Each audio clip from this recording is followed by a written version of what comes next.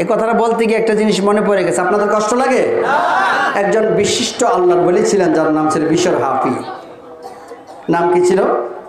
বিশর হাফি। তার উপাধি ছিল হাফি। হাফি শব্দের শাব্দিক অর্থ হলো পায়ে কোনো জুতা নাই, জুতা ছাড়া হাঁটে, এই জন্য হাফি বলা হতো। কেন তিনি জুতা ছাড়া হাঁটতেন? একদিন সকালবেলা ঘর থেকে বের হইয়া মদের আড্ডাখানায় গেল। খুব খারাপ মানুষ ছিল, মদ খাইয়া বেবুর হইয়া রাস্তায় মাতালের মতো টলতে টলতে যখন বিশর হাফি বাড়ির দিকে যায়, মদ খায় মানুষের মাথা টলে না, এরকম মাথা ঘুরাইতে থাকে। মদখোর মানুষ এখন দেখা যায় না, এখন মদ খাওয়ার জন্য আলাদা জায়গা আছে, সুন্দর জায়গা, সেখানে গিয়ে মদ খায়। আগে গ্রামগঞ্জে বাংলা মদ খাইয়া সামার বাড়ির থেকে খাইয়া অনেকে আটতো, কেমন উল্টে গিয়ে ড্রেনের মধ্যে পড়তো। হ্যাঁ, ড্রেনে পড়ে কই কি সারা ড্রেন দিনের বেলা তাহস ইয়া রাস্তার কানিতে রাইতে রাস্তার মাঝখানে আসিস, দিনের বেলা তোর বান্ধা তোমার ড্রেন থেকে বান্ধন যাইব, তার মন হয়তো বান্ধা নেই, গেছে মাথার স্ক্রুপ গেছে ঢিল হইয়া, এখন রাস্তা দিয়ে হাঁটে, এখন পথে ফুরে ফুটতেছে। মদ খাওয়া আরাম নাকি আরাম? যারা খায় তাদের জন্য আরাম। কোন আল্লাহর ওলি জীবনে মদ খাইতে পারে না। আল্লাহর ওলিরা আল্লাহওয়ালা, যার সঙ্গে যার সম্পর্ক সেই ব্যক্তি তার পথ দেখায়। বিশর হাফি মদ খাইয়া মাতাল হয়ে রাস্তা দিয়ে যখন যায়, যাওয়ার পথে হঠাৎ পায়ের নিচে একটা কাগজ পড়ছে। কাগজটা উঠাইছে, কিতাবের ভিতরে লিখেছে, কাগজটার মধ্যে লেখা আছে, আমার সাথে পড়ুন, বিসমিল্লাহির রহমানির রহিম। সুবহানাল্লাহ, কত পবিত্র নাম বিসমিল্লাহির রহমানির রহিম। এই বিসমিল্লাহর উপর গোটা পৃথিবীটা আল্লাহ পাক দাঁড় করে রাখছে। আবার তাসাউফের কিতাবে লেখে যে পাকে পাঞ্জাতনের উপর গোটা পৃথিবীটাকে আল্লাহ পাক স্থাপন করেছে। সুবহানাল্লাহ বলবেন না? বাদ দিয়া করেন সুবহানাল্লাহর প্রতি কি দুশ্মনী আছে? আদালতে আছে? সুবহানাল্লাহ, আলহামদুলিল্লাহ আল্লাহর পবিত্র নাম, এইগুলি কইলে আল্লাহ পাক খুশি হয়ে যায়। আমরা আল্লাহকে খুশি করতে চাই কি চাই না? আমি প্রায় সময় কথাটা বলি, সুবহানাল্লাহ আলহামদুলিল্লাহর কথাটা। এই সুবহানাল্লাহ আলহামদুলিল্লাহ বললে তামলাআন ওয়া তামলাউনা মা বাইনা সামাওয়াতি ওয়াল আরদি, আসমান জমিনের ফাঁকা জায়গাটা আল্লাহ পাক রহমত এবং বরকত দ্বারা ভরপুর করে দেবে। তাহলে সুবহানাল্লাহর তাসবিহ কম না বেশি? আসুন 2-1 মিনিট পড়ে নেই। সুবহানাল্লাহ ওয়ালহামদুলিল্লাহ লা ইলাহা ইল্লাল্লাহ, সুবহানাল্লাহ ওয়ালহামদুলিল্লাহ লা ইলাহা ইল্লাল্লাহ, লা ইলাহা ইল্লাল্লাহ, লা ইলাহা ইল্লাল্লাহ, লা ইলাহা ইল্লাল্লাহ, লা ইলাহা ইল্লাল্লাহ, হাসবি রাব্বি জাল্লাল্লাহ মা ফি কলবি গায়রুল্লাহ, নূর মুহাম্মদ সাল্লাল্লাহ, লা ইলাহা ইল্লাল্লাহ, নূর মুহাম্মদ সাল্লাল্লাহ, লা ইলাহা ইল্লাল্লাহ, লা ইলাহা ইল্লাল্লাহ, বলুন লা ইলাহা ইল্লাল্লাহ, লা ইলাহা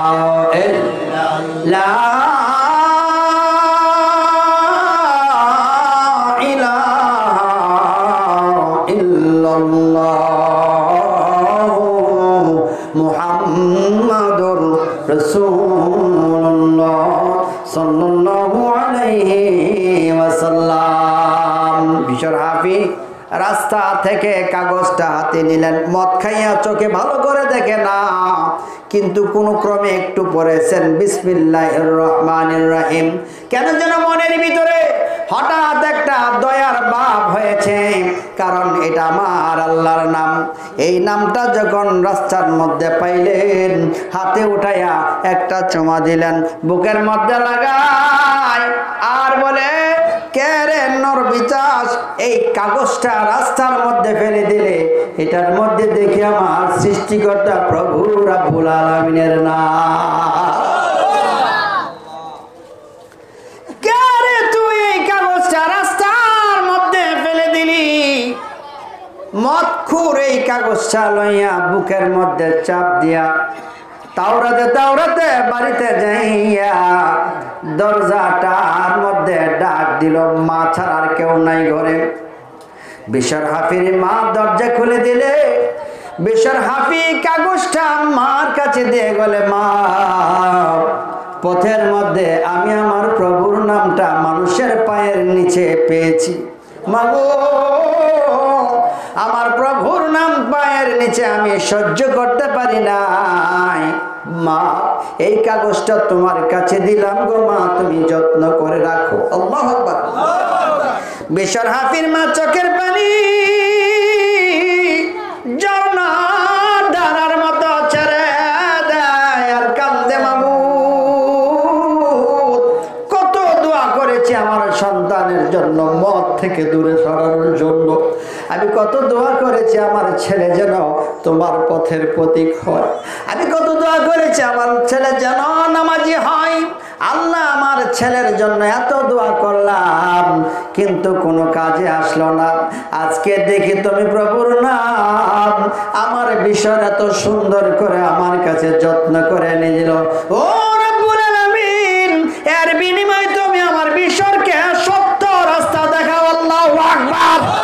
আরো জোরে বলেন, ইয়া রাসূলুল্লাহ, ইয়া রাসূলুল্লাহ, ইয়া হাবিবাল্লাহ, ইয়া রাসূলুল্লাহ, ইয়া হাবিবাল্লাহ, ইয়া রাসূলুল্লাহ, ইয়া কোয়েল লা ইয়া রাসূলুল্লাহ, ইয়া হাবিবাল্লাহ।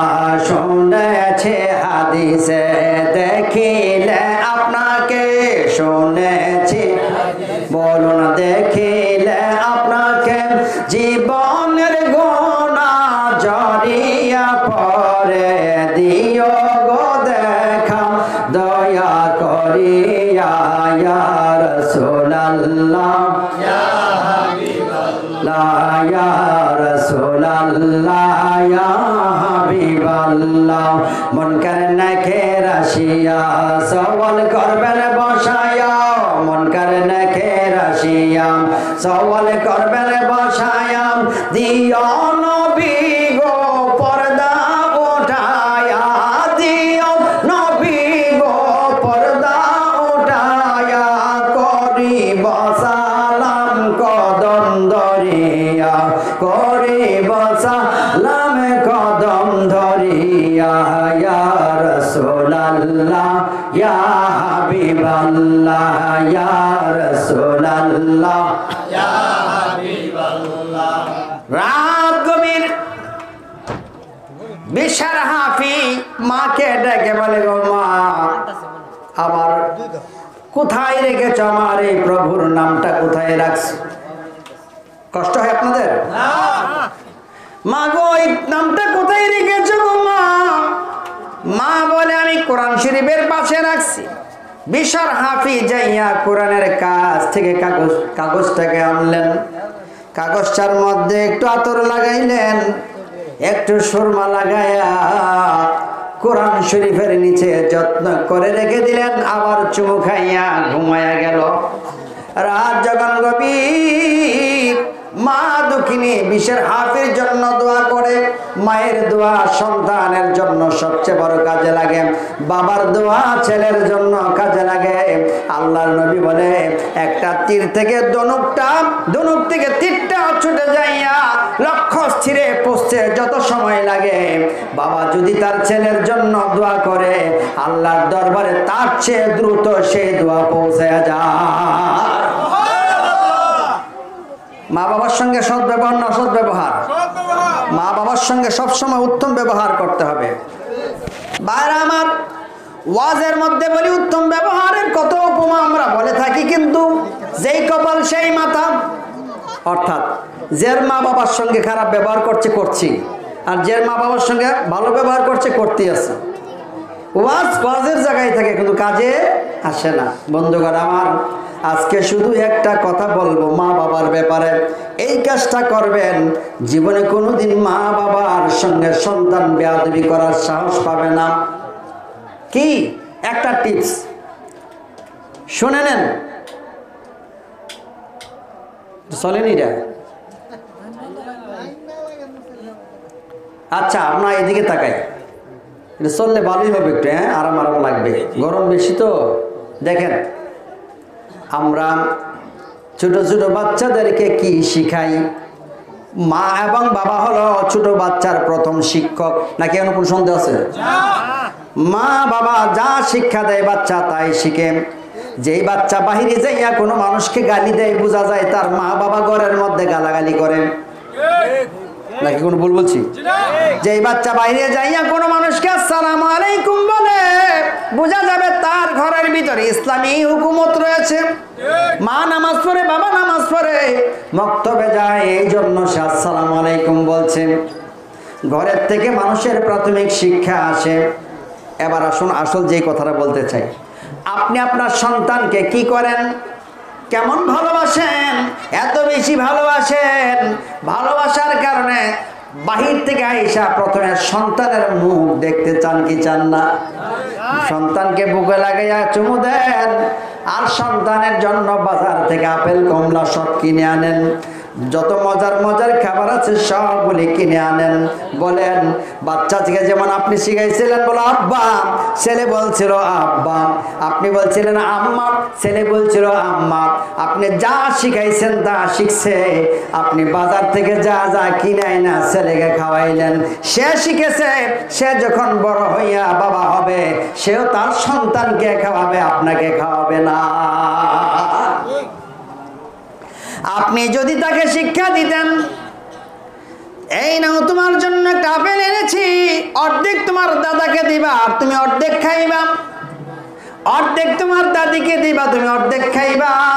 সে শিক্ষা লাভ করত যে এটা শুধু আমাকে শুধু এক আমার আব্বা ভালোবাসে নাই, আমার দাদা এবং দাদিকে আমার মতোই আমার বাবা ভালোবাসে।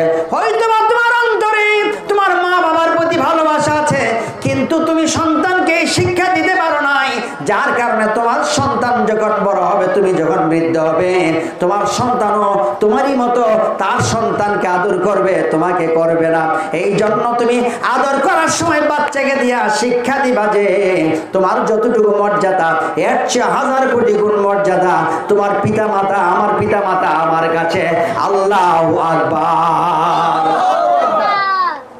এই শিক্ষা যদি আমরা দিতাম, তাহলে কোনোদিনই সন্তান তার পিতা মাতার সঙ্গে এরকম বেয়াদবি করতো না, কষ্ট দিত না। মা বাবার প্রতি এই খেয়াল রাখার জন্য সন্তানদেরকে শিক্ষা দিবেন, তাহলে সন্তানেরা বড় হয়ে আপনাকেও আদর করবে। আমি কি করি, মাঝে মাঝে আমার বাবা বৃদ্ধ হয়েছে, বয়স হয়ে গেছে, বললাম আব্বা আপনার শরীরটা তো দুর্বল হয়ে গেছে, বাজারে ব্যবসা করেন, ডাক্তারি করেন, তো আপনি ফল টল বাজার থেকে মাঝে মাঝে কিনে খাইতে পারেন। আমি চাকরিজীবী মানুষ, চাকরি করি, আমি তো সারাদিন বাড়িতে থাকি না। আমার আব্বা কয় কি, যে আমি যখন বাজার থেকে একটা ফল কিনি, খাবার কথা মনে করি, তখন তোর ছেলের কথা আমার মনে হয়ে যায়, না নাতির কথা। তখন আমি ভাবলাম আমার ছেলের প্রতি ওনার এত দরদ, আমার প্রতি কত দরদ ছিল। তখন আমি চিন্তা করলাম, না আমার এখানে কোনো একটা ভুল হচ্ছে। আমি যখন স্কুল থেকে যখন বাড়ি দিকে যাই, দোকানটা খোলা আছে কিনা দেখি, দেখলে দোকান থেকে যাইয়া একটা ফল আইনাম, সিলাইয়া আমার আব্বাকে খাওয়াই, তারপর আমি বাড়িতে যাই। এটা হলো শিক্ষা।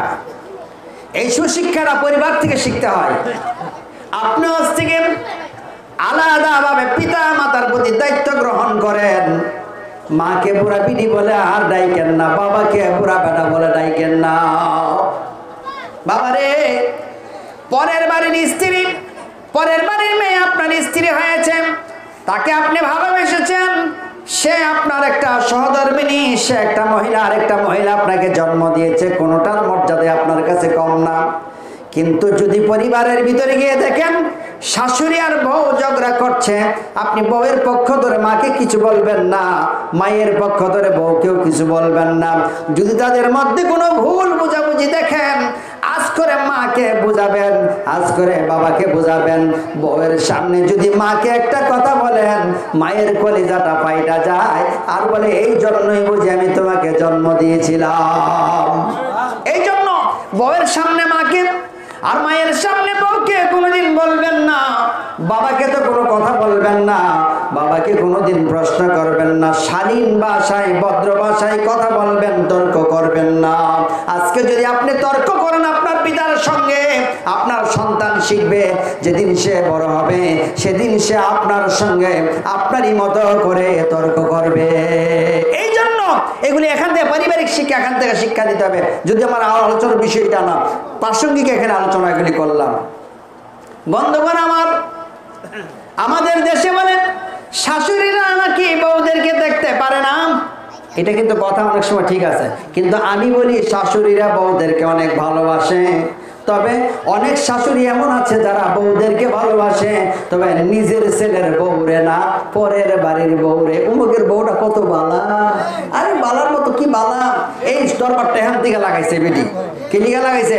উমুক বাড়ির বউ তোমার কাছে এত ভালো লাগে কেন? নিজের বাড়ির বউকে নিজের মেয়ের মতো দেখে দেখো না, সেও তোমাকে বৃদ্ধ অবস্থায় আপন মায়ের চেয়ে বেশি আদর করবে। কথায় কথায় খুঁটা দাও, কথায় কথায় এই দোষ সেই দোষ, সারা দুনিয়ার দোষ ধরো, তাহলে এই বউ তো তোমার পিছনে লাগবেই, লাগবে, এমন লাগা লাগবে। সেই এমন সময় লাগবে যখন তখন তোমার কোনো উপায়ন্ত থাকবে না, তখন নিজের কোনো শক্তি নাই বললে এই সময় গিয়া বাড়াবাড়ি করবে। কখন? যদি আগে সেই চাবিটা না দিতাম। এই জন্য সবসময় কিছু সাইডা ধইরা চলা উচিত। একেবারে একজনের প্রতি একজনের এত রেশারেশি, পরের কাছে যখন নিজের আপন ছেলের বউর ব্যাপারে বলবেন, তো ওই বাড়ির মহিলা একটা চান্স পাইয়া আরেকদিন ঝগড়া করে এইটাই খুঁটা দিবে, তার মনে যে কষ্টটা লাগবে, মনে মনে ভাববে বেটি তুমি বুড়া বেটি হয়ে এলো, তারপর তোমাকে দেখাবো। এই যে একটা রেশারেশি সূত্রপাত আপনার কাছ থেকে। মহব্বত দিয়ে গোটা পৃথিবী জয় করা যায়। আল্লাহর নবী যে একাই এই পৃথিবীতে এসেছিলেন, অথচ তিনি যখন এসেছেন সব ছিল কাফের মুশরিক বেদিন, কিন্তু তিনি ওনার মহব্বত দিয়ে, ভালোবাসা দিয়ে মানুষের অন্তর জয় করেছে, আর সারা পৃথিবী মুসলমান হয়ে গেছে। এই জন্য মহব্বতের উপরে আর কোনো কিছুই নাই। মহব্বতের বিনিময়ে বাবা আদম হাওয়া থেকে মানব জন্ম হয়েছে। মহব্বতের বিনিময়ে আল্লাহ পাক আদমকে সৃষ্টি করেছে। মহব্বতের বিনিময়ে আল্লাহ স্বয়ং আদমের ভিতরে প্রবেশ করেছে, স্বয়ং হাওয়ার ভিতরে প্রবেশ করেছে। আর এই মহব্বতের বিনিময়ে জগৎ সংসার চলছে। যেখানে মহব্বত নাই সেখানে কোনো কিছুই নাই। কথা বলো ঠিক কিনা? এই জন্য মহব্বতের সূচনা করতে হবে ঘর থেকে। বন্ধুগণ আমার, যে কথা বলতেছিলাম, তাহলে হযরত বিশর হাফিজ রাহমাতুল্লাহ আলাইহি তখন গভীর রাত এইভাবে যখন সবগুলি রাখলেন, মা দুঃখিনী ঘুম থেকে যাইয়া তাহাজ্জুদের নামাজে বসছে। আল্লাহর কাছে ডাক দে, মাবুদ আমার বিশরকে তুমি মাফ করে দাও, এই ভুল পথ থেকে সত্যের পথে এনে দাও। আমার বিশর বহু দূরে চলে গেছে, যদি সে সত্যের পথে না আসে কিয়ামতের মাঠে তার জন্য আমার বিচার করা হবে। আল্লাহ গো আমার বিশরকে তুমি মাফ করে দাও, মদ খাওয়ার রাস্তা থেকে সরাইয়া তুমি তোমার প্রেমিক বানাইয়া দাও। আল্লাহু আকবার। মায়ের দোয়া আল্লাহর দরবারে কবুল হয় কি হয় না? মা যদি দোয়া করে সন্তানের জন্য, সেই দোয়া সবচেয়ে আগে কাজ হয়ে যায়। এই জন্যই তো, কারণ মহব্বত মায়ের অন্তরে সবচেয়ে বেশি, মায়ের অন্তরে সবচেয়ে বেশি মহব্বত। সেদিকে না গেলাম, ওরে বন্ধু বন্ধু রে, এবার সকালবেলা বিশরের বাড়ির দরজায় আইসা একটা ব্যক্তি ডাক দিছে, তিনি একজন আল্লাহর ওলি। সুবহানাল্লাহ। আল্লাহর ওলি কে? কে যেন রে গভীর রাত্রে আল্লাহর ওলিকে ডাক দেয়া বলে, এরে আল্লাহর ওলি শোনো রে, তুমি একটা পয়গাম পাঠায় দিবা বিশর হাফি নামক এক ব্যক্তির কাছে। কি পয়গাম? গিয়ে বলবা বিশর হাফিকে আমার আল্লাহ শ্রেষ্ঠ বান্দাদের নামের তালিকায় অন্তর্ভুক্ত করেছে। ঘুম থেকে জায়গা সেই ব্যক্তি, কোন বিশর হাফি? বিশর হাফি একটা আস্তা মতকুর, জীবনও সে আল্লাহর ওলি হতে পারে না, আবার ঘুমাই গেছে।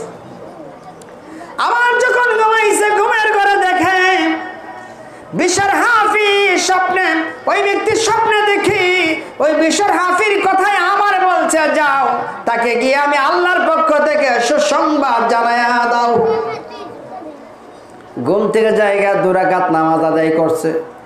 2 রাকাত নামাজ আদায় করিয়া নামাজের মুসালায় যখন ঘুমাইছে, নামাজের মুসালায় যখন আবার ঘুমাই গেছে, ঘুমের ঘরে স্বপ্নে দেখে আবার সেই বিশর হাফির কথাই বলছে। আরে আল্লাহর বান্দা, বিশর হাফির কাছে যাইয়া জানায়া দেয়, রে আমার আল্লাহ বিশর হাফিকে পছন্দ করেছে। আপন আপন নামগুলির তালিকার মধ্যে বিশর হাফির মতো মদখুরের নাম উঠাই দিয়েছে। আল্লাহু আকবার। একজন মদখুর, মুফতি না, মুফাসসির না, মুহাদ্দিস না, ইমাম সাহেব না, আমার মতন এক আলখাল্লা পোশাকদারিও না, এমন এক ব্যক্তিকে আল্লাহ পয়গাম পাঠাইতে বলতেছে যে সে নাকি আল্লাহর বলিতে রূপান্তর হয়ে গেছে। 3 বার স্বপ্ন দেখার পর ঠিকই সেই ব্যক্তি সকাল সকাল বিশর হাফির বাড়ি গেলেন। গিয়ে দেখে বিশর হাফি এখানে নাই। সে সকালে উঠেই মদের আড্ডাখানায় গেছে। যাইয়া মদের আড্ডাখানায় সরাইখানায় ডাক দেয়, কে ভিতরে আছো? বিশর হাফি নামে কোন ব্যক্তি যদি থাকো রে, বের হয়ে আসো, তোমার সঙ্গে একটা কথা আছে। বিশর হাফি ডাক দেয়া কই, আমার মতো ব্যক্তির সঙ্গে কোনো মানুষের কথাই থাকতে পারে না, আমাকে কোনো মানুষের কোনো প্রয়োজন হতে পারে না। আমি একজন মদখুর, মদখুরের সঙ্গে তো কোনো মানুষের কথা থাকতে পারে না। এরপর দরজায় আসলেন। আসার সময় তার পায়ে জুতা ছিল না। এই সময় আয়েশা ডাক দেয়, কে রে, আমাকে কি সংবাদ দিতে চাও? এই সংবাদ পৃথিবীর কোনো সাধারণ সংবাদ না, এটা আসমান থেকে আমার আল্লাহ আমাকে জানিয়ে দিয়েছেন যে সংবাদ আসমান থেকে আসছে। এটা সাধারণ কোনো টেলিভিশনের সংবাদ না, রেডিওর সংবাদ না, মোবাইলের সংবাদ না, স্বয়ং রব্বুল আলামিনের পক্ষ থেকে সংবাদ। কি সংবাদ এসেছে? সংবাদ এসেছে বিশর হাফিকে আমার আল্লাহ মাফ করে দিয়েছে। আল্লাহু আকবার। বিশর হাফি চোখের পানি গুলি ছাড়ে আর সবাইকে বলে, বিদায় দে রে ভাই, জীবনে আর কোনোদিন তোমাদের সঙ্গে আমার দেখা হবে না। এই সরাইখানাই থেকে বের হইল, জুতা পায়ে ছিল না, এইভাবে বের হয়ে গেল। বিশর হাফি ডাক দিয়া কয়, কেন আমার আল্লাহ আমাকে মাফ করেছে? এমন কি করলাম আমি আমার আল্লাহ আমাকে মাফ করে দিয়েছে? বিশর হাফিকে মাফ করার পিছনে 2টা কারণ।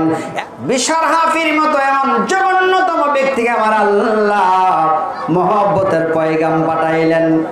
মহব্বতের পয়গাম কেন পাঠাইল? 1 নাম্বার, আমার আল্লাহর নামকে সর্বোচ্চ স্থানে লাগাই দেওয়ার কারণে।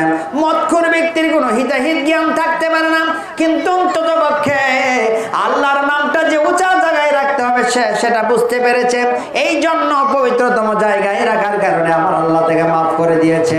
আল্লাহ পাক তাকে পয়গাম পাঠাইছে, আরে বিশর হাফি শোনো রে, আমার যতগুলি আপন আপন বান্দা রয়েছে, আমার যতগুলি বন্ধু আছে, এই বন্ধুদের মধ্যে সর্বশ্রেষ্ঠ বর্তমান যুগের আমি বন্ধু বানাইলাম তোমাকে, কারণ তুমি আমি রব্বুল আলামিনের নামকে সর্বোচ্চ স্থানে রেখেছো। চিল্লে বলুন মারহাবা। তোমাকে ডাকি যদি একবার আল্লাহ, আমাকে কাছে টানো বারবার। খারাপ লাগে নাকি ভালো লাগে? আমার সাথে পড়বেন কি পড়বেন না? ভালো লাগে না? তোমাকে ডাকি যদি বার আল্লাহ, আমাকে কাছে টানো বারবার। যদি পথ ভুলে যাই আমাকে দিও ঠাই, দিও দিশা এইটুকু আবদার আল্লাহ, আমাকে কাছে টানো বারবার। দুনিয়ার বুকে আমি এক মুসাফির, বুনে যাই প্রতিদিন গুনাহের জাল। স্বপ্নেরা দল বেঁধে রাতে করে ভিড়, আসবে সোনালি সকাল, হয় যদি পেরেশান ও আমার রহমান, হয় যদি পেরেশান ও আমার রহমান, জিকিরেতে হতে দিও একাকার। আল্লাহ আমাকে কাছে টানো বারবার। আল্লাহ যদি কাউকে কাছে টেনে নেয়, মুফতি হওয়া লাগে না, মুফাসসির হওয়া লাগে না, মুহাদ্দিস হওয়া লাগে না। আমার আল্লাহ তাকে কাছে টেনে নিয়েছে, সে যেই হোক না কেন। রাস্তার একজন মুচি হতে পারে, আমার আল্লাহ তাকে কাছে টেনে নিয়েছে, এর চেয়ে বড় আর কিছুই হতে পারে না। আল্লাহ পাকের ওলিদের দপ্তরে বিশর হাফির নাম লিখে দিয়েছে। আল্লাহু আকবার। বিশর হাফি আল্লাহর ওলিদের নাম লেখানোর কারণে জীবনে কোনোদিন জুতা পায়ার দেয় নাই। বলে কেন দেয় নাই? বিশর হাফিকে বলা হতো, বিশর হাফি তুমি জুতা পায়ে দাও। বিশর হাফি বলে, যেদিন আমি আমার মাওলার সঙ্গে কথা বলেছিলাম, যেদিন আমার কাছে আমার মাওলার পায়গাম এসেছিল, সেদিন আমার পায়ে কোনো জুতা ছিল না। এই জন্য আজকে জুতা পায়ে দেওয়াটা আমি লজ্জা বোধ করি। জীবনে যতদিন বেঁচে থাকবো আমি কোনোদিন জুতা পায়ে দেব না। সুবহানাল্লাহ। তওবা করলেন। তওবা আমার আল্লাহর কাছে সবচেয়ে প্রিয়। তুবু ইলাল্লাহি জামিআন, একসঙ্গে তওবা করো। আমার আল্লাহ রাব্বুল আলামিন তওবাকারীকে পছন্দ করে। তওবা করলেন বিশর হাফি, আর জীবনে আমি মদ খাইব না, আর জীবনে জেনা করব না, আর জীবনে পরের হক মারব না, কোনোদিন আমি অন্যায় কাজ করব না। এই চিন্তা ফিকির করে বিশর হাফি আল্লাহর পথের প্রতীক হয়ে গেলেন। কেমন আল্লাহর প্রতীক হইয়া কেমন আল্লাহ বলা হয়েছে তার প্রমাণ ইতিহাস খুঁজে দেখলাম। বিশর হাফি তার এক বন্ধুকে একদিন বলল, বন্ধুরে চলো আমরা মারুফ কারখি রহমাতুল্লাহ আলাইহির সঙ্গে দেখা করব। বলে মারুফ কারখি কোথায়? টাইগ্রিস নদীর ওই পাশে তাকে পাওয়া যায়। টাইগ্রিস নদীর ওই পাশে ওই আল্লাহর ওলি হযরত মারুফ কারখি রহমাতুল্লাহ আলাইহি আছে। আমরা মারুফ কারখি রহমাতুল্লাহ আলাইহির সঙ্গে দেখা করব। ওই বন্ধু তখন কি করলো? আসরের নামাজ মসজিদে আদায় করলো, মাগরিবের নামাজ পড়লো, এশারের নামাজ পড়লো, কিন্তু তখনও পর্যন্ত বিশর হাফি আসতেছে না। তখন তিনি বলে, আল্লাহর ওলি হইয়া কেমন করে তিনি আমার সঙ্গে মিথ্যা কথা বলল? তিনি কি মিথ্যা কথা বলতে পারে? না না না, তিনি কেন আসলো না? এবার এশারের নামাজ পড়ে বসে রইলেন। হঠাৎ করে দেখা যায় টাইগ্রিস নদীর মধ্যস্থলে দেখা যায় দুইজন ব্যক্তিকে, একজন মারুফ কারখি আর একজন হচ্ছেন হযরত বিশর হাফি। নদীর মাঝখানে বসিয়া বসিয়া তারা তরিকতের আলোচনা করতেছে। আল্লাহু আকবার। আর জোরে বলেন ইয়া রাসূলুল্লাহ। কেমন আল্লাহর ওলি হয়েছে? নদীর মাঝখানে বসে বসে আল্লাহর কালামের কথা বলে তারা অসমাপ বলা বলি করে। কেমন আল্লাহর ওলি হয়েছে বিশর হাফি? একদিন সকাল পর্যন্ত দরজার মধ্যে দাঁড়ায় ছিল, আর মনে মনে ভাবে। ওনার বোন তখন জিজ্ঞাসা করে, এশার থেকে শুরু করে ফজর পর্যন্ত এক দরজার মধ্যে এক পাও ওই পাশে এক পাও এই পাশে দাঁড়ায় আছেন। এবার তাকে জিজ্ঞাসা করা হলো, বিশর হাফি কেন তুমি এক পাও ভিতরে আর এক পাও বাইরে দিয়ে এমন ভাবে দাঁড়ায় আছো? বলে, আমি এই জন্য দাঁড়ায় আছি, আমার নাম বিশর। এক বিশর এই আরবের ভূমির মধ্যে আছে, সে খ্রিস্টান। আরেক বিশর আছেন, সে হলো ইহুদি। আরেক বিশর আছে মদখোর। এমন ভাবে বহুত বিশর রয়েছে। আমার আল্লাহ আমাকে দয়া করে মায়া করে আমাকে ওলির খাতায় নাম লিখেছে। হইতে পারে সে অন্যদেরকে দিতে পারতো, কিন্তু আমি এমন কি কাজ করলাম যে আমার আল্লাহ আমাকে এত বেশি পছন্দ করেছে? আল্লাহর পছন্দনীয় কাজ যে আল্লাহর সঙ্গে প্রেম করা, মহব্বত করা, সেই কাজটাই তুই করেছে। যে রাতের বেলা এই একটা কাগজকে তুলে নিয়ে ঘরে নিয়ে রাখছে। আল্লাহ বলে, আমার নামকে যারা এত পবিত্র করে, এত মহব্বত করে, এত ভালোবেসে উপরে স্থান দিতে পারলো।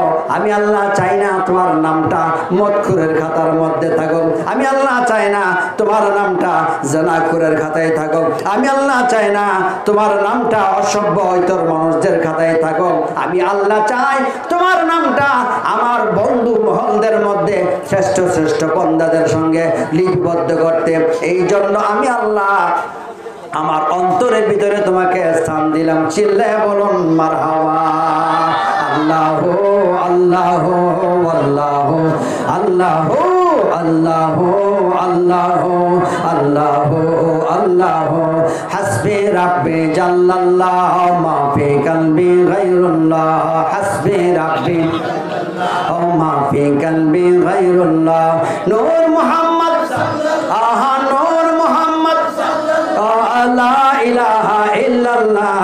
আল্লাহ আল্লাহ আল্লাহ আল্লাহ আল্লাহ আল্লাহ আল্লাহ ও লা ইলাহা ও লা ইলাহা লা ইলাহা ইল্লাল্লাহ লা ইলাহা লা ইলাহা লা ইলাহা ইল্লাল্লাহ লা ইলাহা ইল্লাল্লাহ। আল্লাহ আল্লাহ আল্লাহ আল্লাহ আল্লাহ আল্লাহ আল্লাহ। আল্লাহর ওলিদেরকে শুধু মানুষে না, আল্লাহর ওলিদেরকে বিশ্বতরলতার মধ্যে যারা আছে সবাই যেই যুগে যেই আল্লাহর ওলি থাকে সেই যুগে সেই আল্লাহর ওলিকে তারাও ভালোবাসে। যদি তা না হতো বিশ্বর হাফিজে জুতা ছাড়া হাঁটে কার মহব্বতে? জবাব খুলে বল, কার মহব্বতে?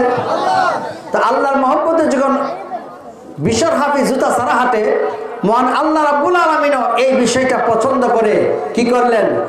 জানাই দিলেন, এই জগতের পশু পাখি শুনে রেখো, আমার বিশ্বর আমাকে মহব্বত করে জুতা ছাড়া হাঁটে, খবরদার রাস্তাতে হাঁটতে গিয়ে কোনো গরু তোমরা যেন মল ত্যাগ না করো, কারণ আমার বিশ্বর জুতা ছাড়া হাঁটে, তার পায়ে লেগে যাবে। আল্লাহু আকবার।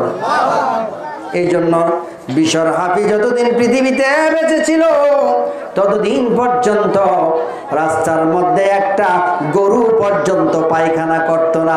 আল্লাহর ওলিদেরকে আমার আল্লাহ কত বেশি ভালোবাসে। আরে বন্ধু বন্ধুরি, একদিন সকালবেলায় এক ইমাম সাহেব মসজিদে যাওয়ার পথে দেখলেন একটা গরু রাস্তার মধ্যে পায়খানা করতেছে হাঁটতে হাঁটতে। তখন ওই ইমাম সাহেব হাউ মাউ করে কাঁদতেছে আর বলতেছে, নিশ্চিত আজকে আল্লাহর ওলি বিশ্বর হাফিজ দুনিয়া থেকে বিদায় নিয়েছে। বলে কেমন করে বুঝলেন? এইভাবে বুঝলাম, যতদিন বিশ্বর হাফিজ পৃথিবীতে ছিল কোনো রাস্তায় কোনো গরু পায়খানা করতো না, কারণ এই পায়খানা বিশ্বর হাফিজ জুতা ছাড়া হাঁটে, তার পায়ে লাগবে। আজকে যেহেতু পায়খানা করে দিয়েছে, বোঝা গেল আল্লাহর ওলি বিশ্বর হাফিজ দুনিয়া থেকে বিদায় নিয়েছে। তারপরে ঠিকই জানতে পারলো আল্লাহর ওলি দুনিয়ায় আর বেঁচে নাই। আল্লাহর ওলিদেরকে আমার আল্লাহ কত বেশি মহব্বত করেন। এই জন্য বন্ধুরি, আল্লাহওয়ালা হতে চাইলে আল্লাহওয়ালাদের সংস্পর্শে যেতে হবে। আল্লাহওয়ালা হযরত বিশ্বর হাফিজ একজন পীর সাহেবের মুরিদ হয়েছিলেন। তিনি ছিল ওনার আপন মামা পীর সাহেব ছিলেন। ওনার কাছে তরিকতের জ্ঞান অর্জন করেছেন। বলতে পারেন হুজুর পীর সাহেবের কাছে মুরিদ হওয়া লাগবে কেন? কোরআন আছে, হাদিস আছে, পড়লেই চলে। বাইরে আমার কোরআন হাদিস আজমা কিয়াস পড়ার পরেও কেউ হচ্ছে শিয়া, কেউ ইতাজিলা, কেউ মুতাজিলা, কেউ কদরিয়া, কেউ জাবরিয়া, কেউ হচ্ছে ওয়াহাবি, কেউ তাবলিগি, কেউ জামাতি, কেউ সুন্নি। এত ভেদ কোরআন হাদিস পড়ার পরেও এত ভাগাভাগি। আমার আল্লাহ তো এত বাগের কথা বলে নাই। বন্ধুগণ, বিশ্বর হাফিজ এক ভক্ত, বিশ্বর হাফিজ জীবনে পাওয়া যায় 5টা আলমারি ভরপুর তিনি কিতাব তিনি নিজে পড়াশোনা করছেন পরবর্তীতে, মানে আল্লাহর ওলি হওয়ার পরে। কিন্তু জীবনে কোনোদিন এই কিতাব থেকে কোথাও ওয়াজ করে নাই। একদিন হঠাৎ তিনি সবাইকে ডেকে বললেন, মাটি খুঁড়ো, মাটি খোঁড়ার পর সবগুলি কিতাব মাটির নিচে দাফন করে দিলেন। জিজ্ঞাসা করলেন, হুজুর কেন গো হুজুর এই কিতাবগুলি মাটির নিচে দাফন করে দিলেন, কারণ কি? তিনি বলেন, এই কিতাব থেকে যদি আমি নিজের আমিত্ব প্রকাশ করতে চাই, আমি যদি নিজেকে শ্রেষ্ঠ বানাইতে চাই, মানুষের কাছে সম্মানী হতে চাই, তাহলে কিতাব থেকে আমি ওয়াজ করব। আল্লাহর ওলিরা কত নিজেদেরকে হিসাব করে চলতেন, নিজের সমস্ত কিতাবগুলি মাটির নিচে দাফন করে দিলেন, বুঝাইতে চাইলেন না তিনি আল্লাহর ওলি। ওনাকে জিজ্ঞাসা করা হলো, হুজুর পাগল কয় রকমের, ফকির কয় রকমের? তিনি বললেন, তিন প্রকারের ফকির। এক প্রকারের ফকির মানুষের কাছ থেকে কোনো কিছু নেয় না, চায় না, মানুষ কোনো কিছু দিলেও নেয় না, এই প্রকার ফকির একটা আছে। দ্বিতীয় নম্বর ফকির আছেন যারা মানুষের কাছে কোনো কিছু চায় না, কিন্তু কেউ যদি দয়া করে মহব্বত করে দেয় তাহলে গ্রহণ করে। আরেক প্রকার আছে যারা মানুষের কাছে চায় না, কেউ দিলেও নেয় না, তারও আরেকটা প্রকার আছে। তিনটা প্রকার বললেন। প্রথম প্রকার হলো যারা মানুষ তাকে দেয় কিন্তু নিতে চায় না, আবার আল্লাহর মানুষের কাছে কোনো কিছু চায়ও না, এই প্রকারের ওলি হলো তারা হলো রুহানি হালতে আছে।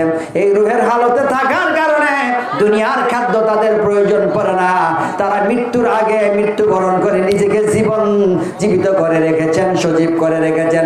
আমার আল্লাহ যেমন চিরঞ্জীব চিরস্থায়ী, এই ব্যক্তিও চিরঞ্জীব চিরস্থায়ী হতে থাকবে।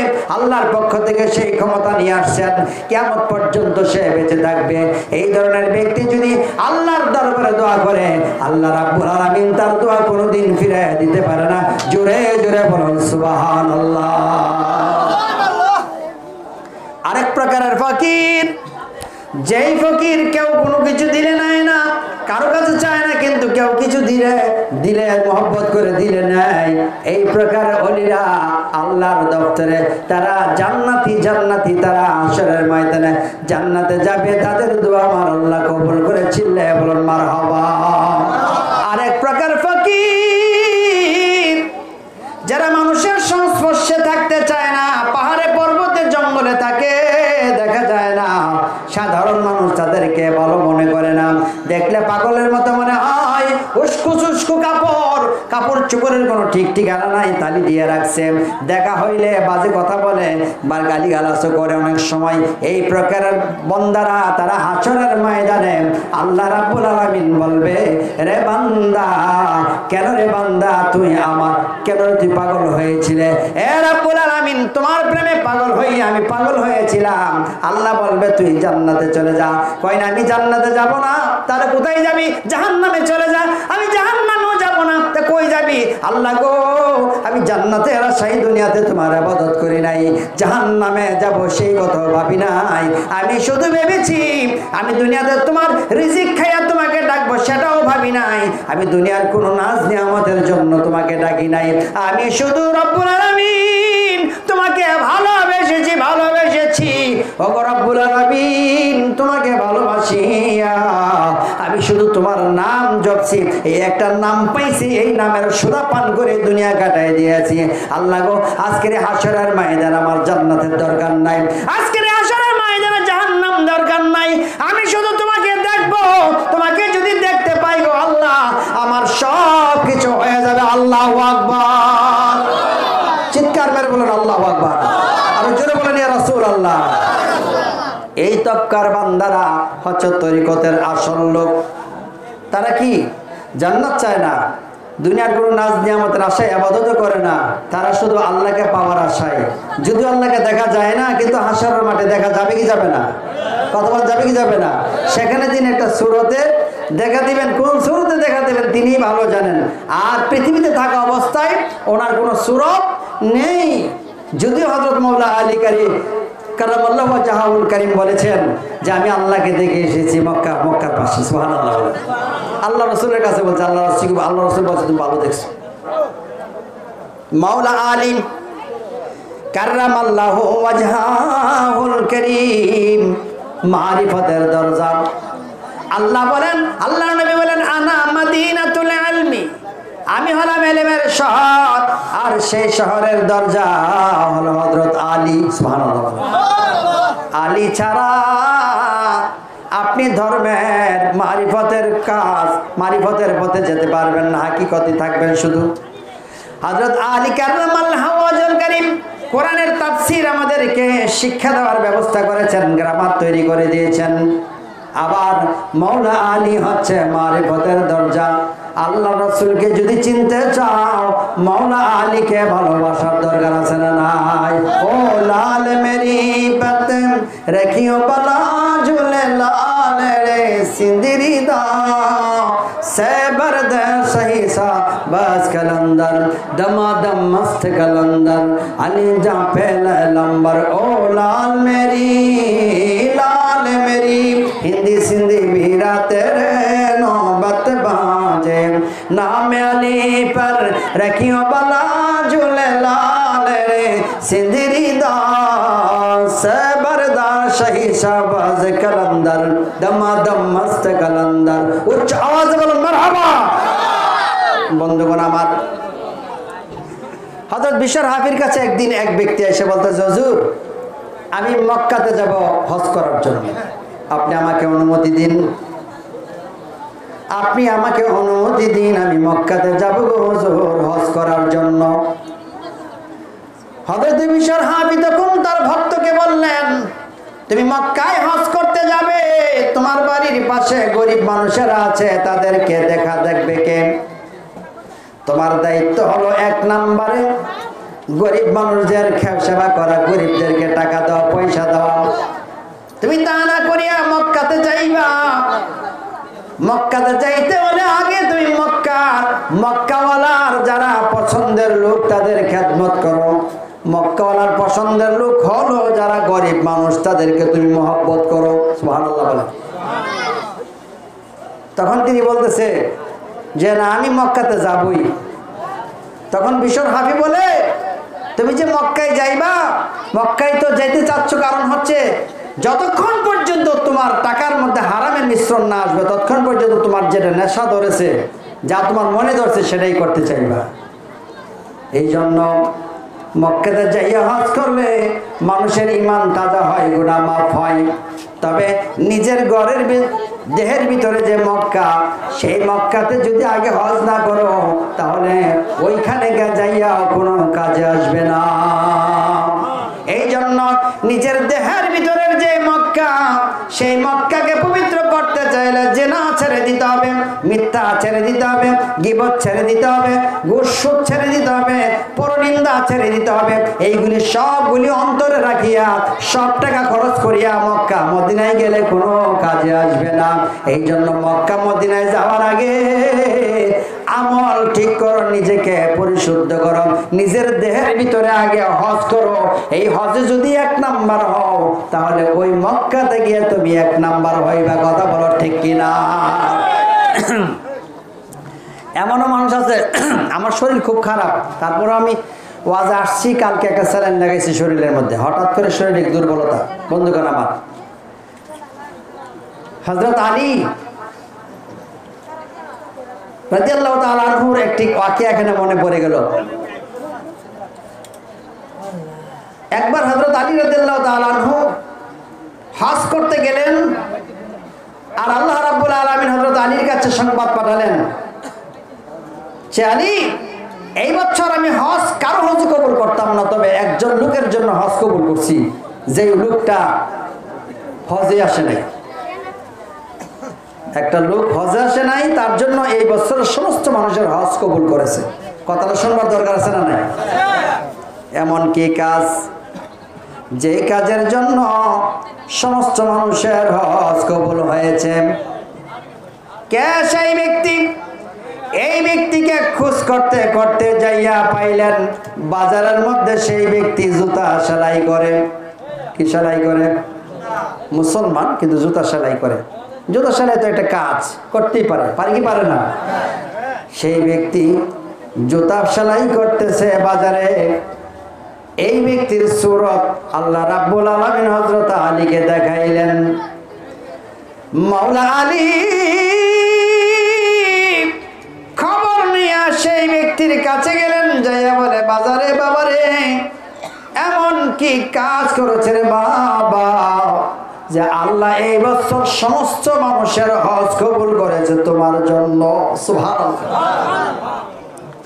লোকটি তখন বলল, হুজুর গো, আমার মনে বড় শখ, আমি হজ করব, কিন্তু আমি তো হজেই যেতে পারি নাই, আল্লাহ আমার হজ কেমন করে কবুল করে? আল্লাহর বান্দা, এমন কি কাজ করেছো মনে করে দেখো যে আল্লাহ রাব্বুল আলামিন তোমাকে হজের সওয়াব মর্যাদা দান করেছেন। সুবহানাল্লাহ। তখন বলে, হুজুর, তবে আমার একটা জিনিস মনে পড়ে যে আমার বাড়ির পাশে আমি একদিন বাড়িতে গিয়েছিলাম, দুপুরবেলা প্রচণ্ড খিদা। আমি হজ করার জন্য প্রতিদিন জুতা সেলাই করে আমার পরিবারের খরচের পরে 2-1 টাকা করে একটা বাক্সের মধ্যে জমাই, যেন জীবনে একবার হলেও মক্কা মদিনে যাইতে পারি। সুবহানাল্লাহ বলেন না? তো আমি একদিন দুপুরবেলা বাড়িতে গেলাম খাবারের জন্য। খাবার খাইতে যাইয়া দেখি গো, খাবার খাইতে যাইয়া দেখি আমার ঘরের মধ্যে কোনো খাবার তেমন নাই। ভাত আছে কিন্তু তরকারি নাই। ভাত আছে কি নাই? তরকারি নাই। আমি তরকারি ছাড়া খাইব। বিবিকে বললাম, কেন তরকারি রান্ধো নাই? বলে, ঘরে বাজার ছিল না, সেই জন্য রাঁধতে পারি নাই। এমন হয় কিন্তু অনেক সময় হয়। এবার বললেন, বিবি, বাড়ির পাশে অন্যের বাড়িতে মুরগির গোশতের গ্রাম বের হয়েছে, যাও তাদের ঘর থেকে একটু খাবার নিয়ে আসো। তখন বিবি গেছে পাশের বাড়িতে, গিয়ে বললো, তোমাদের ঘর থেকে একটু খাবার দাও, প্রতিবেশী, তরকারি দাও, আমাদের ঘরের তাইন তো খাইতে পারতেছে না। ওই মহিলা বলে, এই খাবার তোমাদের জন্য জায়েজ নাই, আমাদের জন্য জায়েজ, সুতরাং তোমাদেরকে এই খাবার দেওয়া যাবে না। কথা হলে কি দাও? আল্লাহ রসুল বলছেন, বাড়ির পাশে তুমি যদি তরকারি রান্না করো দামি খাবার, তাহলে ঝুলটা একটু লম্বা করে দিবি। হাদিস। কেন?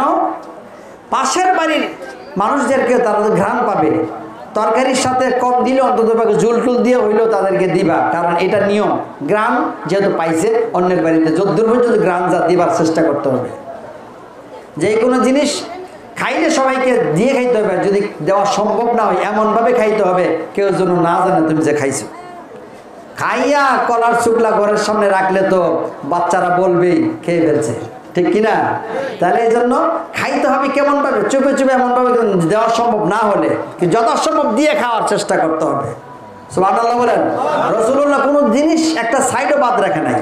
আজকে কিন্তু শরীয়তের ওয়াজ করতেছি, মারফতের ওয়াজ, তরিকতের ওয়াজ আজকে করছি না, কারণ সব জায়গায় সব কথা সবসময় বলি না, যেটা যখন আসতেছে বলছি। যদিও আল্লাহর ওলি উপস্থিত হয়েছেন পীর সাহেব হুজুর, তিনি তরিকতের একজন ব্যক্তি, তিনি আপনাদেরকে নিয়ে তরিকতের সুগভীর আলোচনা আজকে করবেন ইনশাআল্লাহ, আশা করি। আর আমি যেহেতু তরিকতের ওয়াজ করতে পারলাম না আজকে, আমি শুধু এটাই বলবো যে রোজা হচ্ছে আপনার 30টা, এটা শরীয়তের রোজা, আর মারিফতের রোজা আছে, জানার দরকার আছে না নাই?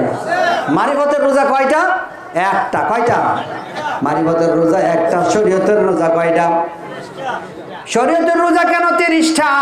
এটারও একটা মারিফত আছে, শোনার দরকার আছে না নাই? শেষে বলবো ইনশাল্লাহ যে শরীয়তের রোজা 30টা কোত্থেকে আসছে, কেন, এটার একটা হাকিকত আছে। আর মারিফতের রোজা একটা, এটা কি, এটাও আপনাদেরকে বলে যাব। কে কে শুনতেছেন হাত তুলে দেখাইবেন। নারে তাকবীর, নারে রিসালাত, আহলে সুন্নাত ওয়াল জামাত, আহলে সুন্নাত ওয়াল জামাত, সুন্নি মহাসম্মেলন। আমার সাথে কোনো ইয়া নাই, লোক নাই, বাড়ির কাছে তো, এজন্য আমারটা আমি গেলে ঘুরাই। আচ্ছা, আবার অনেক দূরে দূরান্তে গেলে তখন অনেকগুলি মিডিয়া থাকে, তারা আবার কভারেজ করে, ঠিক আছে, বাড়ির কাছে তো, এই জন্য। আর এগুলি ইয়ে করতে টাকা লাগে, মিডিয়ার লোকেদেরকে টাকা দেওয়া লাগে, হাত দিয়ে দিব কই টাকা, বেড়াতে লয়ে যাবো সব টাকা, এর লেগে কথা বুঝছেন না, হিসাব করে চলা লাগবে তো, বয়স হয়েছে না, পরিবার আছে, এখন টাকা বেশি বেশি খরচও করা যায় না। দুরূদ শরীফ পড়েন, আল্লাহুম্মা সাল্লি আলা সাইয়্যিদিনা মুহাম্মাদ নাবিয়ানা শাফিয়ানা মাওলানা মুহাম্মাদ নাবিয়ানা শাফিয়ানা মাওলানা বাড়ির পাশ থেকে ঝুলানো, গেছিলাম পাশের বাড়ি, তারা তো আমাদেরকে ঝুলও দিল না। কি ব্যাপার, এত বড় আসপর্দা? তখন এই মুচি খাবার রাইখা ওই পাশের বাড়িতে জিজ্ঞেস করতে গেছে যে আমরা কি এতই নরাদম যে তোমাদের ঘর থেকে ঝুলও দিতে পারবে না আমাদেরকে? আমার ঘরে আজকে খাবার নাই, তোমার ঘরে মুরগির পাক হচ্ছে, ঘ্রাণ লাগছে আমার নাকে, সুতরাং তোমার ঘর থেকে একটু ঝুল পর্যন্ত কি দেওয়া যায় না? এতই কি আমরা নরধম হয়ে গেলাম, এতই কি নগণ্য হয়ে গেলাম, সেটা তুমি করতে পারলে না? তখন পাশের বাড়ির মহিলা চোখের পানি ছেড়ে দিয়ে কান্দার কই, হুজুর আপনি এরকম মাইন্ড করবেন না, মনে কিছু নিবেন, আমি বুঝতে পারি নাই, তবে মনে রাখেন আমার ঘরের খাবার আপনার ঘরে যাবে, এটাই স্বাভাবিক। আপনার ঘরের খাবার আপনি আমার ঘরে পাঠাইবেন, এটাই স্বাভাবিক। আপনার ঘরের খাবার আমার ঘরে আসবে, আমার ঘরের খাবার আপনার ঘরে যাবে, কিন্তু আমি যা খাচ্ছি সেই খাবার আপনার ঘরে দেওয়া সম্ভব না। বলেন কেন সম্ভব না? এই জন্য সম্ভব না, আমরা যে গরিব মানুষ এক বেলাও খাইতে পাই না, মানুষের বাড়ি থেকে হাদিয়া, মানুষের বাড়ি থেকে সদকা নিয়ে খাই। এই জন্য এক ব্যক্তি আমাকে সদকা দিয়েছে, এই সদকাটা আমি রান্না করেছি, আপনি তো কর্ম করে খেতে পারেন, আপনার জন্য সদকা খাওয়া জায়েজ নাই। আমি গরিব মানুষ, কিছুই করতে পারি না, এই সদকা আমার জন্য জায়েজ। এই জন্য আপনি মনে কিছু নেবেন না, আপনার ঘরে আমি ঝুল পর্যন্ত পাঠাইতে পারলাম না। উচ্চ আওয়াজে বলুন না আল্লাহু আকবার, আরো জোরে জোরে বলুন ইয়া রাসূলুল্লাহ। বন্ধুরা আমার, তাহলে আমরা বুঝতে পারলাম সদকা কিন্তু সবাই খেতে পারে না। গরিব মানুষ যার মা নাই, বাবা নাই, এতিম, তার কোনো কর্ম করার পদ্ধতি নাই, এই সমস্ত মানুষদেরকে সদকা দিতে হয়। আর এই সমস্ত মানুষ সদকা খাইতে পারে, এই সদকা কিন্তু সাধারণ ভালো কোনো মানুষ খাইতে পারবে না। তবে বলতে পারেন হুজুর আপনি যে ওয়াজ করে টাকা নেন, আবার আমরা পিসাব হুজুরকে যে হাদিয়া দিই, এইটা কি? এইটা হলো হাদিয়া। আল্লাহ রাসূলকে একবার সদকা নিয়ে আসছিল একজন সাহাবী, আয়েশা বললেন হুজুর আপনাকে সদকা দিলাম। নবী বললেন আমি সদকা নিতে পারবো না, আমি হাদিয়া নিতে পারবো, সদকা আমার জন্য নয়, সদকা হলো গরিব মিসকিনের জন্য। উচ্চ আওয়াজে বলুন আল্লাহু আকবার, আর জোরে বলেন ইয়া রাসূলুল্লাহ, আর জোরে বলেন ইয়া ওলি আল্লাহ। সদকা তাহলে গরিব মানুষের হক, এইটা কোনো কর্ম করে খেতে পারে সেই ব্যক্তি নিতে পারবে না। তখন ওই মুচি তখন মনে মনে ভাবলো আমি টাকা জমাচ্ছি মক্কা মদিনায় যাওয়ার জন্য, আর আমার পাশের বাড়ির মানুষ সদকা দিয়ে খেতে হয়, এত গরিব মানুষ আমার পাশের বাড়িতে আছে আমি জানি না, না আবার টাকা জমায় প্রয়োজনে মক্কায় যাব, কিন্তু এই সদকাখোর আমার প্রতিবেশীকে আমি উপকার করতে চাই। হজের সমস্ত টাকাগুলি যেগুলি জমাইছিল সবগুলি নিয়ে ওই ব্যক্তিকে, মহিলাকে দিয়ে দিল। মহিলাকে দেওয়ার পর মহিলা সেই টাকা নিয়ে সে আস্তে আস্তে ধনী হয়ে গেল, আর এই বছর তার হজে যাওয়া হলো না। হযরত মাওলা আলী বলে বুঝেছি বুঝেছি, এই হলো তোমার সংবাদ। আমার আল্লাহ রাব্বুল আলামিন গরিবের অন্তরে থাকে, আমার আল্লাহ রাব্বুল আলামিন মুহাব্বতের সাথে থাকে, আমার আল্লাহ রাব্বুল আলামিন আদবের সাথে থাকে। তুমি যে দয়া দেখাইছো এটাই তো বট বৃক্ষের কাজ। আল্লাহ বলে সিবগাতুল্লাহি ওয়া মান আহসানু মিন সিবগা, তুমি যতক্ষণ পর্যন্ত আমার রঙে রঙিত না হতে পারবা ততক্ষণ পর্যন্ত কামালিয়তের মধ্যে পৌঁছতে পারবা না। এই জন্য নিজের সব কিছু বিসর্জন দিয়া ওই একটা মানুষকে উদ্ধার করলো, কারণ ওই অমানুষটার অন্তরের ভিতরে আমার আল্লাহ, এই জন্য তাকে উদ্ধার করার কারণে আমার আল্লাহ খুশি হইয়া ওই বছর সমস্ত মানুষের হজ কবুল করেছে। এই একটা ঘটনার কারণে আর লিখে দিয়েছে সে হজ করতে আসুক আর না আসুক, নিয়ত করেছিল হজের, আমি আল্লাহ রাব্বুল আলামিন তার আমলনামার মধ্যে হজের সওয়াব লিখে দিলাম। চিল্লায় বলেন মারহাবা, আর জোরে বলেন মারহাবা। সুবহানাল্লাহ ওয়ালহামদুলিল্লাহ লা ইলাহা ইল্লাল্লাহ লা ইলাহা ইল্লাল্লাহ লা ইলাহা ইল্লাল্লাহ লা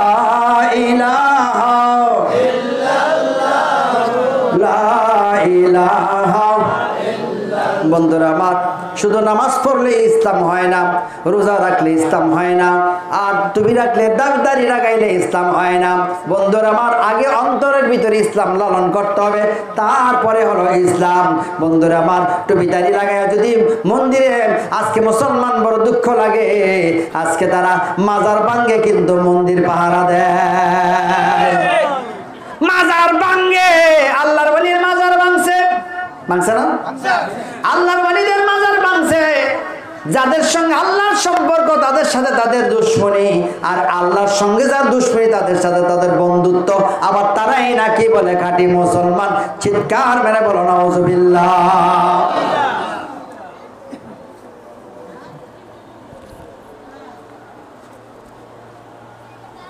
এরা কোন ধরনের মুসলমান?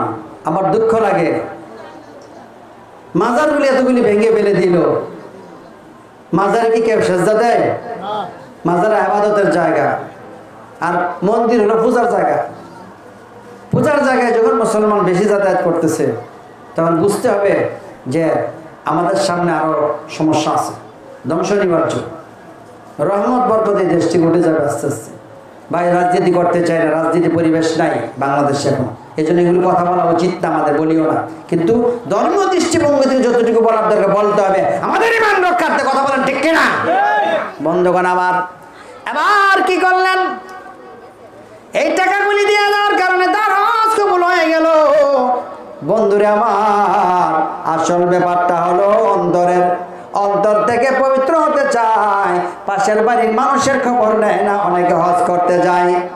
পাশের বাড়ির মানুষের মা বাবাকে ভাত দেয় না, হজ করতে যায়। আছে না নাই? আছে না নাই? মা বাবাকে খাবার দেয় না, হজ করতে যায়। ভাইয়েরা আমার, হজ কি এত সোজা? মাকে বাবাকে আর খেদমত করে নিজের অন্তর থেকে সমস্ত নাপাকিগুলি দূর করে তারপরে হজ করতে গেলে হজ হবে, নয়তো এটা রূপক ভাবে হজ হবে, কিন্তু আসলে হজ হবে না। বন্ধুরা আমার, এই জন্য বন্ধু, আমাদের রোজা হলো 30টা, কিন্তু তরিকতের রোজা আছে একটা। ওই রোজাটা যতক্ষণ পর্যন্ত না রাখবে ততক্ষণ পর্যন্ত ভিতরের নাপাকি মানুষের দূর হবে না। বলতে পারেন হুজুর কেমন করে? আগে আসুন, 30টা রোজা কোন জায়গা থেকে আসলো? 30টা রোজা হলো আমাদের বাবা আদম সফিউল্লাহ যখন জান্নাতে ছিলেন, আমার আল্লাহ বললেন লা তাকরাবু হাযা শাজারা, ওই গাছটার দিকে যাবে না, তাকাবেও না, গাছের ফল খাবে না, গন্ধম ফল। সুবহানাল্লাহ বলেন। এই গন্ধম ফল খাবে না। আপনার ইতিহাস জানেন, লম্বা করে বলার উদ্দেশ্য নাই। ওই গাছের দিকে যাবে না, তাকাবে না, ধরবে না, ছোঁবে না, নিষেধ করে দিলেন। শয়তান তখন এই গাছের ফল খাওয়ানোর জন্য আদমকে আয়েশা বলল, আরে আদম, আল্লাহ কেন তোমাকে খাইতে নিষেধ করছে জানোনি? যদি খেয়ে ফেলো তুমি জান্নাত থেকে বের করে দেবে।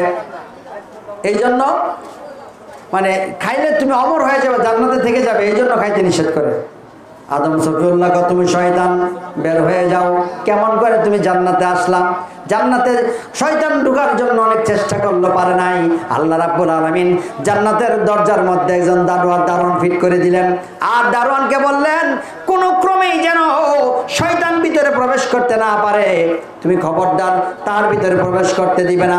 সাপের সুরতে বানাই দিলেন সেই ফেরেশতাকে। এবার সাপের কাছে যাইয়া শয়তান বলে, আল্লাহ যে এত সুন্দর করে জান্নাত বানাইছে, এই জান্নাতটা দেখার বড় আমার শখ, খবরদার তুমি শয়তান, সম্ভব না। কই তুমি হা করো, তোমার ভিতরে যাব, দেখে বের হয়ে আসবো। এবার শয়তান যখন ফেরেশতাকে প্ররোচনা দিয়ে ভিতরে ঢুকলেন, ঢুকার পরে এই যে নামছে আর ভিতর থেকে বেরিয়ে আসে না। তো ফেরেশতা পড়ছে বেকাই দেয়। আমার আল্লাহ ডাক দেয়, রে ফেরেশতা, আমার হুকুম শয়তানকে ভিতরে প্রবেশ করতে দেওয়া যাবে না, তুমি কেন ভিতরে প্রবেশ করতে দিলাম? যাও, তোমাকে আমি অভিশাপ দিলাম, পাথর বানাই দিলাম। আমার আল্লাহ রাব্বুল আলামিন তখন ওই পাথর বানাই দিলেন সেই ফেরেশতাকে। ফেরেশতা তখন কান্দে আর কয়, রাব্বুল আলামিন, জীবনে আমি তোমার এই জান্নাতের দারোয়ানগিরি করেছি, আমাকে তুমি পাথর বানাই দিলা, আমি কি সারা জীবন পাথর হয়ে থাকবো? আল্লাহ বলেন, এই পাথর হয়ে না, তোমার শাস্তি হলো তোমাকে কাবা ঘরের পাশে স্থাপন করা হবে, সেখানে হাজী সাহেবেরা তোমাকে চুমা দেবে আর সমস্ত গুনাহগুলি তুমি চুষে চুষে নিবা, এর বিনিময়ে তোমাকে মাফ করা হবে আমাদের গুনাহ। সেই হাজারা আসওয়াদ, এটা ছিল হাজারা আবিয়াদুন, আবিয়াদুন মানে সাদা, হাজারুন মানে পাথর, পাথরটা ছিল সাদা পাথর। ওই পাথরের মধ্যে মানুষ যখন চুমো দিচ্ছে মানুষের সমস্ত গুনাহগুলি নিয়ে নিয়ে এই পাথর তখন সাদা থেকে কালো হয়ে গেছে। জোরে জোরে বলো আল্লাহু আকবার। সাদা পাথর কালো হয়ে গেছে। আদম সফিউল্লাহর কাছে যাইয়া তখন ইবলিস গিয়ে বলতেছে গন্ধম ফলটা খেয়ে ফেলো। না না না, এটা খাওয়া যাবে না, আল্লাহর নিষেধ। হাওয়া আলাইহিস সালামের কাছে তখন গেছে গিয়া কয়, হাওয়া আলাইহিস সালামের কাছে গিয়া কয় কি, কয় তোমার স্বামী তো এটা খাইতেছে না, তুমি এটা খাওয়ানোর ব্যবস্থা করো, না খাইলে তো জান্নাতে থাকতে পারবে না। কেমনে? কয় এটা তুমি খাও, খাওয়ার পর তুমি থাকবা জান্নাতে, তোমার স্বামী থাকবো দুনিয়াতে, দুজন রে খাওয়াই দিব। আমার স্বামী জীবনও খাবে না, কেমন হয়ে যাবো, মারি ফেলে বামারা। কয় যে তাহলে এক কাজ করো, শরবত বানাইয়া খাওয়াই দাও। শরবত বানায় খাওয়াই দিছি। এই দুজনের জান্নাতের ভিতরে গন্ধম ফল খাওয়ার কারণে তাদের পায়খানার উদ্বেগ হয়েছে, পায়খানা করেছে। পায়খানা করার পর জান্নাতের মধ্যে ঘ্রাণ দুর্গন্ধ বের হয়েছে। ফেরেশতা তখন যাইয়া কয় এত সুন্দর জান্নাত বানাইলাম, জান্নাতের ভিতরে পায়খানা করেছে কে? যায় দেখে আল্লাহ কাছে হযরতে আদম সুফুল্লাহ পায়খানা করেছে। জিবরাইল আলাইহিস সালাম আল্লাহর কাছে গিয়ে বলে আল্লাহ, আল্লাহ আদম তো পায়খানা করে দিয়েছে জান্নাতে, খাই সর্বনাশ। তাড়াতাড়ি কয় যে শয়তানে প্ররোচনা দিয়ে খাওয়াইছে। এই যে পায়খানা করছে, পায়খানা আদম সুফুল্লাহর পেটের মধ্যে 30 দিন পর্যন্ত আটকে রাখছিল। কয়দিন? কথা বলেন কয়দিন? আর এই 30 দিন আটকে রাখার কারণে আমাদের 30টা রোজা ফরজ হয়েছে। আল্লাহু আকবার বলেন। এটার এটা হাকিকত এটা। আর একটা রোজা কি? একটা রোজা হচ্ছে তরিকতের রোজা। সেটা কি? রোজা হচ্ছে সমস্ত অপরাধ থেকে নিজেকে মুক্ত রাখা। পানাহার শুধু বাদ দিলে চলবে না, আপনি পানাহারের সাথে নিজের অন্তরকে পবিত্র করার জন্য আরেকজন ইফতার করার লাগে সাথে, তাহলে যেন যেন মনের থেকে কৃপণতা দূর হয়। বন্ধুরা আমার, মানুষের মনের কৃপণতা, কুটিলতা, জটিলতা, পরনিন্দা, সুদ, গুম ও সেইগুলি মানুষের এবাদতের মধ্যে প্রতিবন্ধক হয়ে দাঁড়ায়। এইগুলি থেকে পবিত্র হওয়ার জন্য কোরআন হাদিস আছে, এক কান দিয়ে ঢুকে আরেক কান দিয়ে বের হয়ে যায়, এরপর মানুষ শুদ্ধ হতে পারে না। এই জন্য একজন কামেল মুর্শিদের কাছে যাইয়া বলে হুজুর আমি আমার জীবনকে পরিশুদ্ধ করতে চাই। তখন বলে বাবা আমার হাতে হাত রাখো, রাইখা একটা কাজ করে বলো আস্তাগফিরুল্লাহ আস্তাগফিরুল্লাহ রাব্বি মিন কুল্লি জামবি ওয়া আতুবু ইলাইহি লা হাওলা ওয়ালা কুওয়াতা ইল্লা বিল্লাহিল আলিয়্যিল আযীম। আল্লাহ গো আমি তওবা করছি, জীবনে আর কোনোদিন গুনাহ করব না। আমি আমার পীরের হাতে হাত রাইখা বললাম গুনাহ করব না। এবার পীর সাহেব বলে বাবা মা বাবার খেদমত করে, আচ্ছা আর কি করিও? সুদ খাইও না, আচ্ছা। ঘুষ খাইও না, আচ্ছা। জিনা করিও না, মানুষের বদনাম করিও না, মানুষের ক্ষতি করিও না, মানুষের মাথায় বাড়ি দিও না, অন্যায়গুলি ছেড়ে দাও। আর 1 নম্বর ইবাদত তোমার 5 ওয়াক্ত নামাজ তুমি সময় মোতাবেক আদায় করবা। 30টা রোজা পারলে ফরজ রোজা করবা, আর সকালবেলা পারলে কোরআন শরীফ তেলাওয়াত করবা। হয়তো 100 বার দুরূদ শরীফ দিল, অথবা 300 বার লা ইলাহা ইল্লাল্লাহ তাসবিহ দিয়ে দিল, এমন ভাবে একটা আমল দিয়ে দিল আর তাকে তওবা করাই দিল, জীবনে কোনোদিন অন্যায় করতে পারবে না।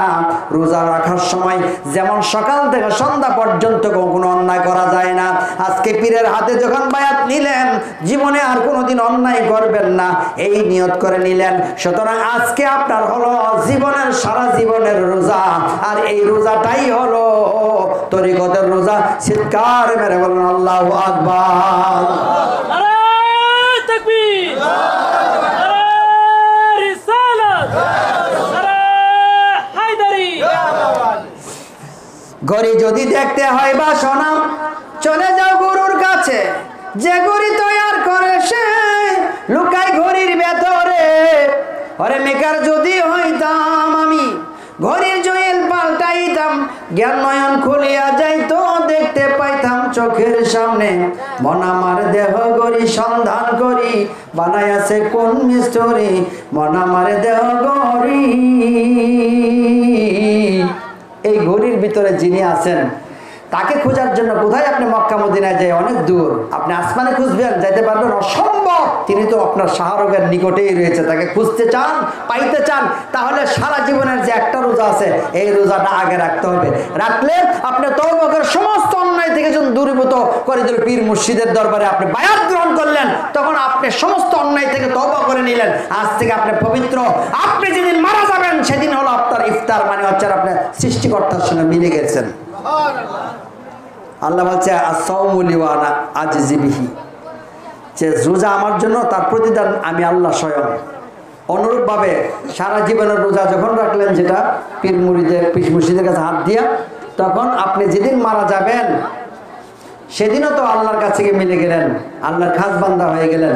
এই কারণে মারিফতের রোজা হলো একটা, এই তরিকতের পথে রোজা একটা, মানে পীরের হাতে বায়াত গ্রহণ করা, ইহাই হচ্ছে মহান রোজা।